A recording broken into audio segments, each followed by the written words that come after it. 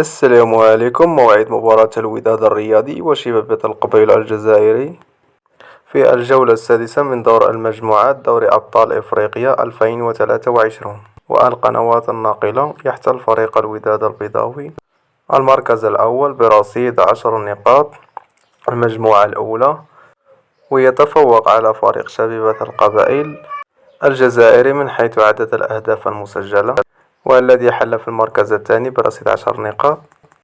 وسيواجه فريق الوداد الرياضي شبيبة القبائل في الجولة السادسة من دوري أبطال إفريقيا 2023 يوم الجمعة 31 مارس على الساعة 10 بتوقيت المغرب، وعلى الساعة 11 بتوقيت الجزائر تونس، وعلى الساعة 12 بتوقيت مصر إن شاء الله. ومن المنتظر نقل هذه المباراة على قناة بي أن سبور HD 4.